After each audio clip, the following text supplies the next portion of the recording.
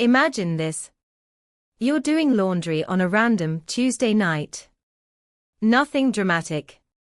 Just socks, hoodies, the usual chaos of motherhood. You reach into your son's backpack to check for forgotten food, because there's always something rotting in there, and your fingers hit cardstock. Not homework. Not a permission slip. A greeting card. Bright. Glossy. Sealed.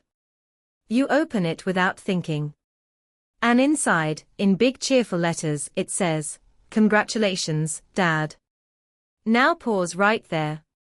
Because I don't have a husband. So tell me. WHO was that card for?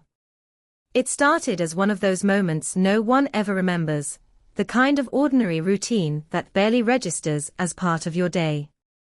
Laundry piled up, the hum of the washing machine filling the house, your mind half focused on tomorrow's to-do list and half running on autopilot. You weren't searching for secrets.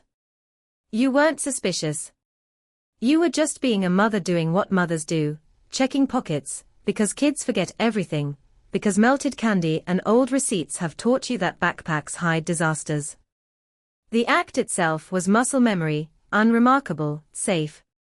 And that's what made what happened next so unsettling, because it shattered the assumption that ordinary moments are harmless. Your fingers brushed against something stiff, smooth, thicker than paper. Not the crinkle of homework, or the soft fold of a notebook. Cardstock has a feel to it that immediately stands out, even before your brain catches up. You pulled it out without urgency, without fear, expecting maybe a birthday card for a friend or something from school. There was no warning in your body, no intuition screaming yet. Just curiosity. Bright colors. Clean edges. A card that looked new, deliberate, intentional. You didn't hesitate before opening it, because hesitation belongs to people who already know something is wrong. The words inside didn't shout. They didn't accuse. They smiled at you. "Congratulations, Dad," cheerful and bold, written with joy meant for a moment of celebration. And in that instant, the room seemed to tilt. The sound of the washer faded. Time stretched thin. Your brain reread the words again and again, trying to rearrange them into something that made sense, something that fit inside the life you knew. This was supposed to be impossible. You didn't have a husband. You hadn't for years. There was no man in your home answering to that title, no partner being congratulated for anything. The card existed in direct opposition to reality, and that contradiction is what caused the crack. At first, the mind protects itself. It rushes to explain away the impossible before emotion has a chance to arrive. Maybe it was for a teacher. Maybe a joke. Maybe a class assignment. Maybe your son picked it up by mistake. You laughed, because laughter is a reflex when fear doesn't yet have a name. You told yourself it wasn't serious, that you were overthinking. Mothers are taught to doubt themselves, to minimize their instincts, to smooth over discomfort for the sake of peace. So you folded the card back into its envelope and placed it on the counter like it hadn't just shifted the ground beneath your feet. But the body knows before the mind is ready to admit it. Your hands were cold. Your chest felt tight. Every memory involving your son suddenly replayed with a question mark attached. His quietness. His independence. The way he guarded his phone. None of it had alarmed you before, because trust had been the foundation of your relationship. That trust made the discovery feel less like curiosity, and more like trespassing into a truth you hadn't been invited to see. The power of that moment wasn't in the card itself, but in how small it was compared to what it hinted at. A single object, light enough to bend, carrying the weight of years. That's how hidden truths often surface, not through dramatic confrontations or confessions, but through something mundane slipping out of place. A receipt. A text message preview. A name spoken casually. The betrayal isn't loud at first. It whispers. It asks a question you can't unhear once it's been asked. When your son walked through the door later, everything looked the same on the surface. Same shoes kicked off. Same routine. Same face you had kissed goodnight for years. But now you were seeing him through a lens that didn't exist before. Not suspicion, not accusation, but awareness. The knowledge that something was happening outside of your sight, outside of your consent, inside your own home. That realization alone is destabilizing. It makes you question not just the present, but the past. How long had this been going on? How many moments had you misunderstood? How many truths had been edited before reaching you? The card became more than paper. It became a symbol of how easily an entire hidden world can coexist alongside your own without your permission. It revealed how secrets don't need grand entrances. They just need one opening. One moment where routine falters. One careless placement in a backpack. One assumption that no one is looking too closely. The shock wasn't just about discovering something unknown. It was about realizing how vulnerable normalcy really is, how quickly certainty dissolves when something doesn't belong where it's found. That first crack is always the hardest, because it forces a choice. You can ignore it, shove it back into the backpack, pretend it doesn't exist and preserve the illusion of safety. Or you can pull the thread, knowing full well that whatever unravels may change everything. In that quiet space between discovery and confrontation, you aren't angry yet. You aren't strategic yet.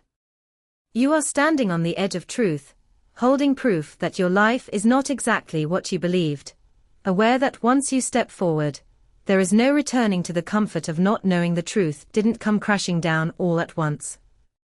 It seeped in slowly, the way cold air sneaks through a cracked window before you realize the room has changed temperature. When my son finally spoke, it wasn't dramatic. No tears, no yelling, no anger. Just words, carefully chosen, as if he'd been practicing them for years. And in those words was the slow, painful realization that the past I believed in had been quietly rewritten without me. He told me his father never really disappeared. Not completely. He didn't vanish into silence the way I had convinced myself he did. Instead, he faded into the background, living in the margins of our lives, slipping in and out whenever it suited him. Phone calls that came late at night, or when I wasn't home. Messages labeled under fake names. Short visits framed as errands, or hanging out with friends. It wasn't one big secret. It was 1,000 small ones stacked on top of each other, until they formed an entirely separate reality. The hardest part wasn't learning that Marcus had stayed connected to our son. It was understanding how deliberately he had kept me out of it. Every interaction was built on the premise that I didn't need to know, that I would make it difficult, that I couldn't be trusted with the truth. He had painted me as an obstacle instead of a parent, rewriting our history to justify his deception. And my son, still a child, had been taught to protect his father's version of events, even when it meant lying to the one person who had never left him. Each detail added another layer to the betrayal. There were birthday gifts that came from friends. There were rides to practices I thought were arranged through school. There were extra clothes in his room I didn't remember buying. Looking back, the signs were there, scattered throughout our lives, disguised as independence and maturity. I had praised my son for being responsible, for handling things on his own, never realizing that responsibility had been forced on him too early, shaped by secrets he shouldn't have had to carry. The manipulation wasn't loud or cruel in the way people expect abuse to look. It was subtle, wrapped in affection and half-truths. Marcus had told him things like, "Your mom doesn't need to know everything, and this is just between us." He framed secrecy as loyalty, silence as love. And slowly, my son learned that protecting his father meant withholding parts of his life from me. That lesson didn't come from malice. It came from confusion and the natural desire of a child to be wanted by both parents. What hurt most was realizing that Marcus had been actively reshaping my son's understanding of me while I wasn't there to defend myself. He told him I was controlling, that I was bitter, that I wouldn't understand why he needed his dad. Those words sank in over time, not because they were true, but because repetition has a way of planting doubt even in solid ground. I became the strict parent by default, the one enforcing rules and boundaries, while Marcus got to exist as the fun, secret presence untouched by responsibility. The betrayal deepened when I learned how long this had been happening. Years. Not months.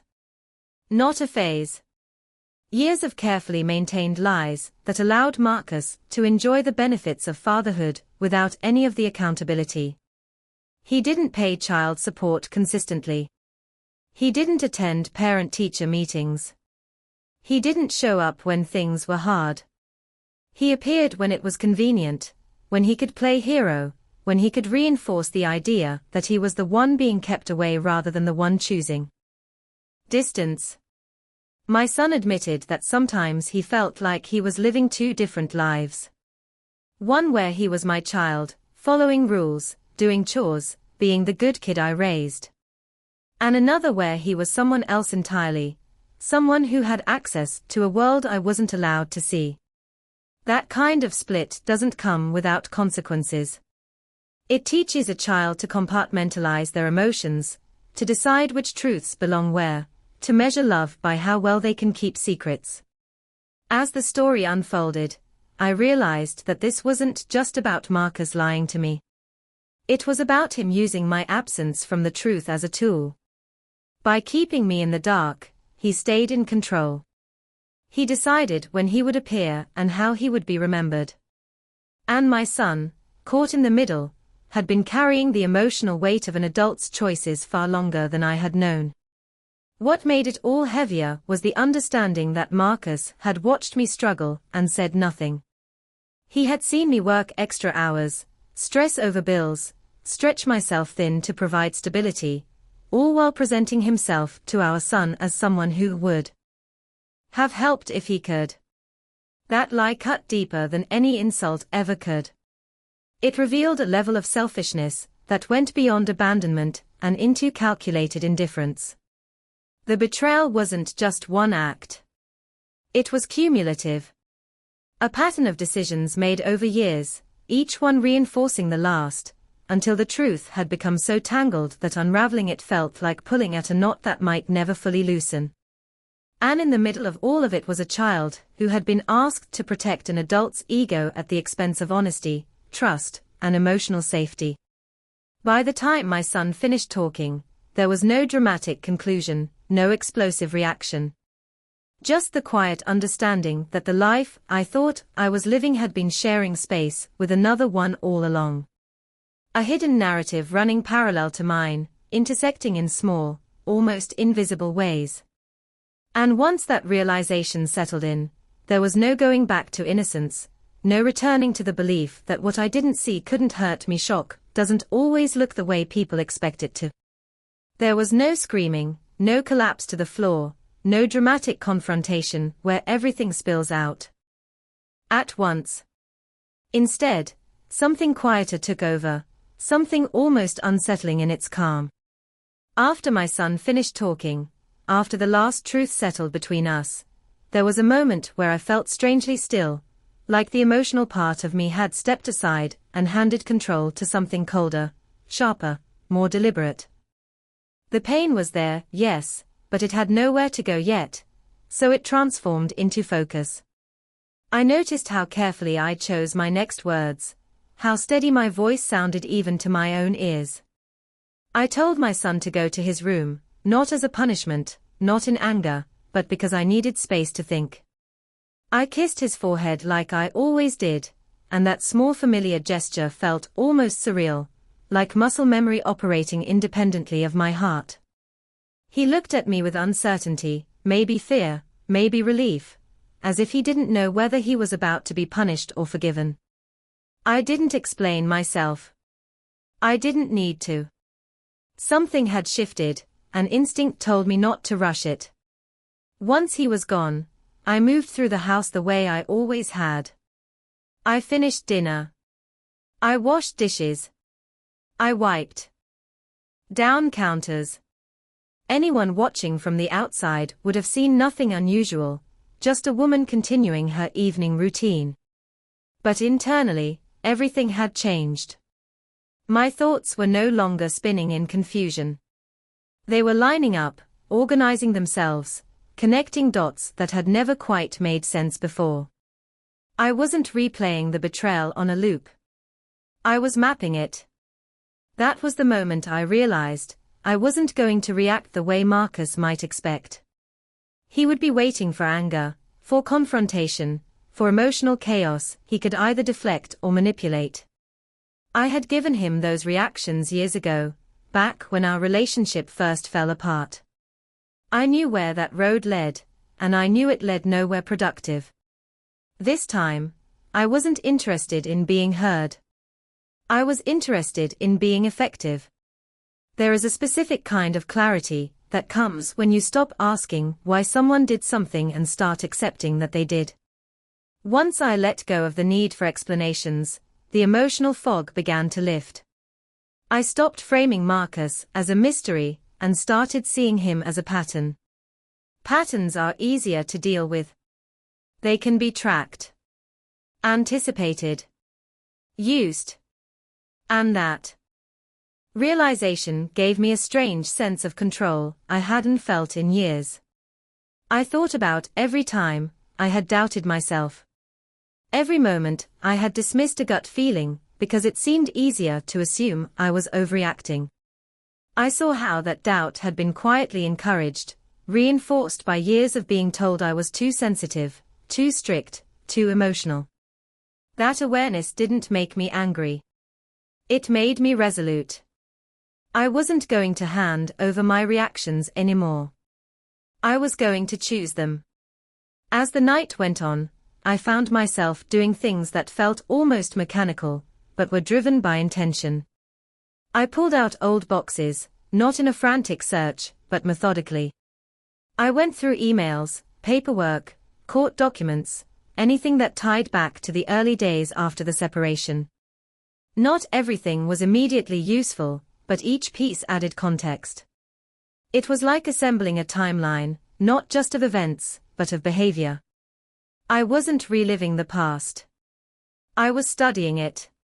What surprised me most was the absence of guilt.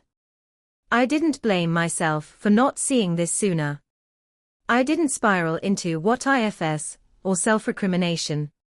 There was a time when I might have done that, when I would have internalized the betrayal as a personal failure.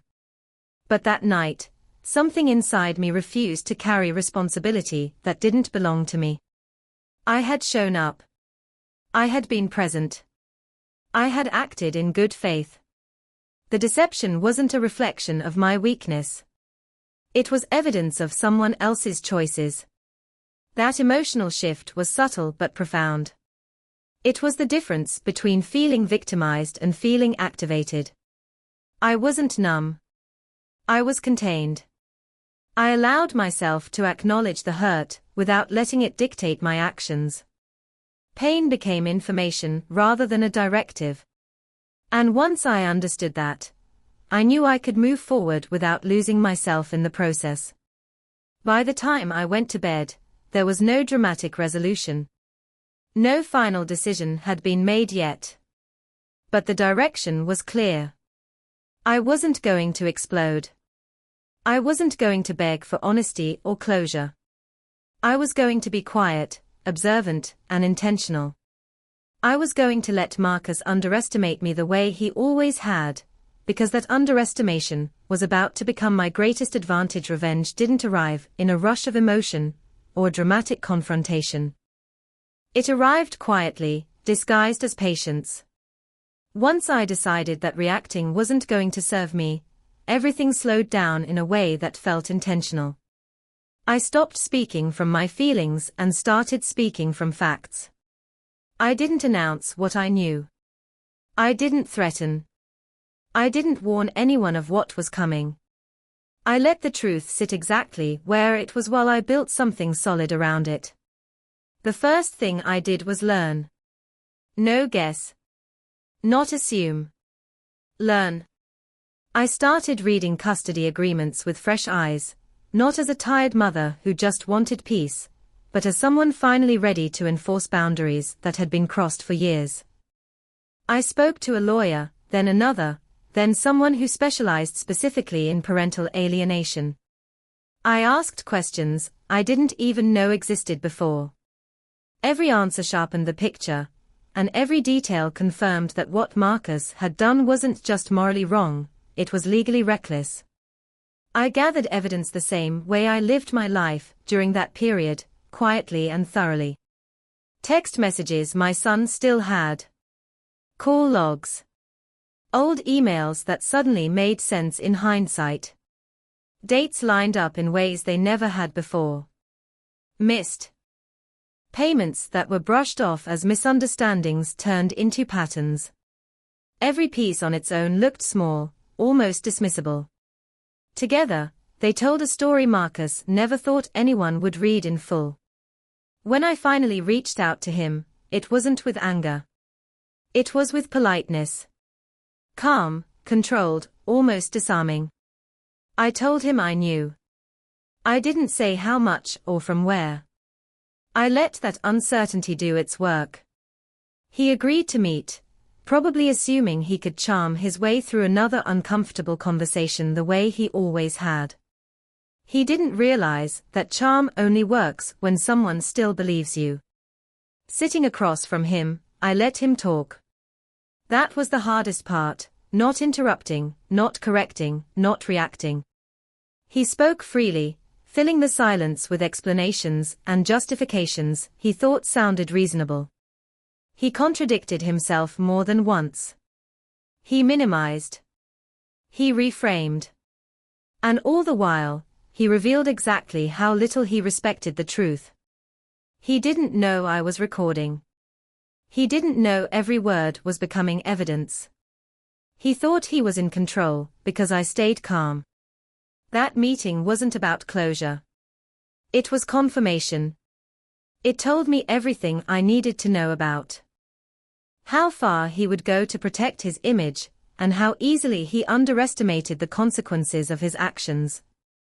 I left without confrontation, without threats, without giving him any sense of what would happen next. That silence unsettled him more than any argument ever could. The legal process moved slowly, but it moved with purpose. Filing for back child support wasn't about punishment. It was about accountability. 15 years of absence doesn't disappear just because someone reappears when it's convenient. The court saw that clearly. The evidence of secret contact and manipulation changed the narrative completely. This wasn't a father fighting to be involved. This was a man who chose secrecy over responsibility, and used a child to maintain that choice. What Marcus didn't anticipate was how exposure would ripple outward. His fiancée deserved the truth, not as revenge, but because she was unknowingly building her life on a lie. I didn't dramatize it. I didn't embellish. I shared facts. Documents. Timelines. Proof. The truth did what it always does when it's finally allowed into the light. It destabilized everything built on deception. The consequences weren't cinematic, but they were thorough. Financial accountability. Supervised contact. Mandatory counseling. Limits placed where there had once been unchecked access. Marcus lost the freedom to rewrite history, to frame himself as misunderstood or wronged. He was forced to answer to systems he had spent years avoiding. And he couldn't talk his way out of paperwork. Throughout all of this, I stayed grounded in one rule I set for myself early on. Nothing I did was impulsive. Nothing was fueled by spite. Every step was deliberate and lawful. That's what made it powerful. Revenge rooted in chaos burns fast and leaves nothing behind. Revenge rooted in truth reshapes the landscape permanently. The most important part was what I didn't do. I didn't poison my son against his father. I didn't use him as leverage. I didn't drag him through adult battles he never asked to be part of. I made sure the consequences landed exactly where they belonged. On the person who created the mess. By the time everything was set in motion, there was no satisfaction in watching Marcus struggle. There was relief in knowing I had stopped the cycle. That the lies no longer had space to grow. That my silence had not been weakness, but strategy. And that the man who once thought secrecy was his shield had finally learned that patience and truth are far more dangerous weapons. When placed in the right hands, the aftermath didn't feel like victory the way movies make it look. There was no moment where everything snapped back into place and suddenly made sense again. What came instead was a quiet settling, like dust finally falling after a long disturbance. Accountability had been established, consequences had landed, but life didn't pause to applaud it. It simply continued, just on different terms. And in that continuation, healing began in ways that were slower and far more meaningful than any dramatic ending could have been. My son and I started therapy together, not because something was broken beyond repair, but because trust needs space to breathe when it's been strained. Those sessions weren't about assigning blame. They were about untangling years of silence, helping him understand that the weight he had been carrying was never his to begin with. I watched him slowly let go of the belief that keeping secrets was the same thing as being loyal. I learned how to listen without reacting, how to hear the things he was afraid to say without rushing to fix them. There were moments when the grief surfaced unexpectedly. Not grief for Marcus, but for the version of our life I thought I had been living. I mourned the years of misunderstanding, the unnecessary stress, the moments where I questioned myself instead of questioning the situation. But that grief didn't consume me. It clarified me. It reminded me that my instincts had always been there, quietly waiting for permission to be trusted again. Reclaiming control didn't mean hardening myself or shutting people out. It meant redefining what strength looked like. Strength wasn't enduring in silence anymore. It was speaking clearly, setting boundaries, and enforcing them without apology. It was recognizing that peace built on avoidance isn't peace at all. Real peace requires honesty, even when honesty disrupts the comfortable version of reality. My son began to change in small, but noticeable ways. He laughed more freely. He stopped checking his phone with that guarded look. He started talking about his day again, unprompted, without scanning my face for signs of judgment. Those shifts mattered more to me than any legal outcome ever could. They told me that safety had returned to our home, not because nothing bad could happen, but because truth was no longer something to be feared. As for Marcus, he became smaller in my life, not because of bitterness, but because relevance is earned. He no longer had the power to shape narratives or create confusion. His role was defined by boundaries instead of access.